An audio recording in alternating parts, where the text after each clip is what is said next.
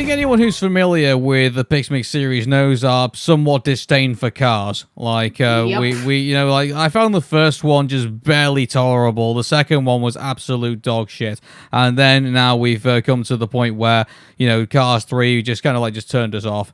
I think at that point, and even though we did say it was better than Cars 2 by a long mile, but you know, I was hoping that maybe Cars could potentially do something more than just sell toys, and so, but this short didn't really give me any further hope from that. So we get this one, which is Mater and the Ghostlight, which is Yep, and this would be the start of, believe it or not, a Mater miniseries. Like, there is a miniseries on Cars that featured a lot on Mater. This would be the first of many instances in which Cars was so popular that they just churned out short after short after short. It's just mind blowing that, I mean, Toy Story didn't even have this many shorts, but they had a mini series dedicated to like these Cars shorts. It's unbelievable. Yeah, I just feel like we'll just basically describe what it is. Mater pulls a bunch of tricks on people to scare them. I guess it's kind of like a Halloween. I guess kind of like themed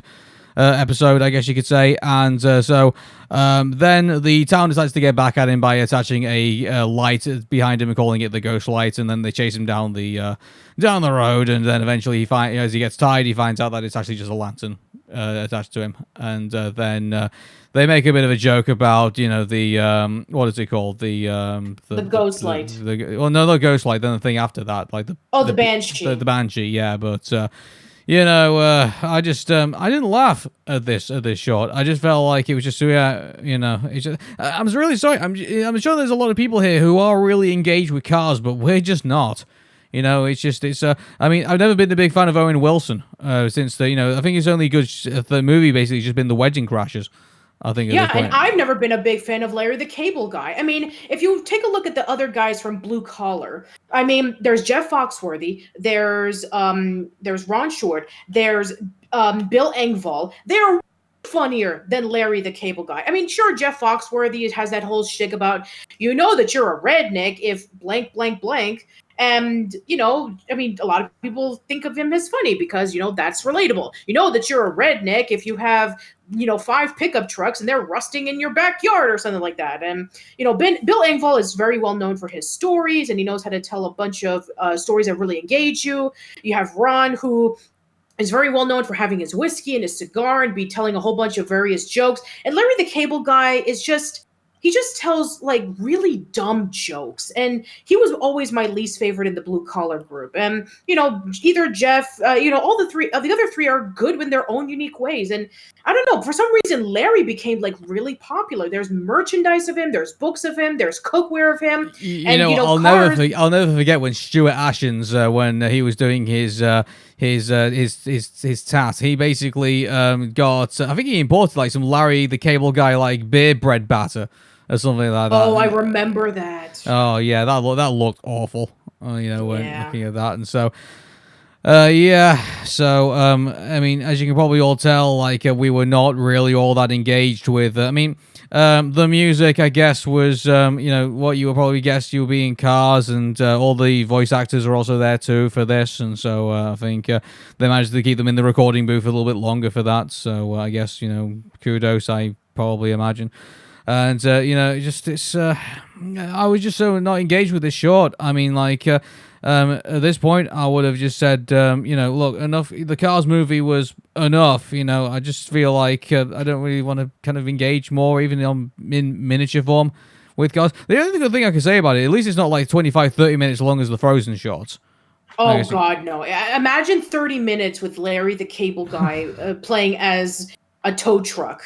And basically just saying a whole bunch of stupid jokes. Is like, come on, Lightning, let's go off and do an adventure. It's like, no, it gives you a whole new, you know, appreciation for Rover Dangerfield when you, or Jerry Seinfeld when he's doing the B movie. Oh yeah, like the B movie, yeah, there's that too. So yeah, well, it's anyway, but still, I mean.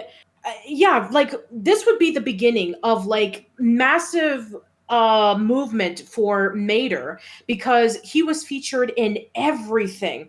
I mean, there was a time in which, like, if you were to go to a store and you would go over to a section on, the boys' toys, you would feature all of these cars, and there would be like Lightning and Mater and Guido and Doc Hudson and everything. It's like enough is enough, people. I get it. Yeah. Cars is really popular. I mean, Lightning McQueen in the UK Disney stores. I remember Lightning McQueen always being there, even when Cars was dying out at that point, and like they were moving on to like the next Pixar film. Like Lightning McQueen was still in the toy stores.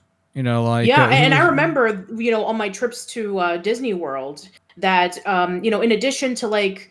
I guess this was around the time in which when Disney was not doing very well because, this was before Princess and the Frog. This was before Tangled came out. That the lot of the stuff that a lot of people were purchasing were the Pixar stuff. So the Finding Nemos and the Incredibles. And I believe that there was like a whole section of Cars. It reminded me of Frozen all over again, in which like when Frozen became popular, there was sections of the Disney store dedicated to just Frozen. It was the same thing. It was like sections dedicated to just Cars. It was insane.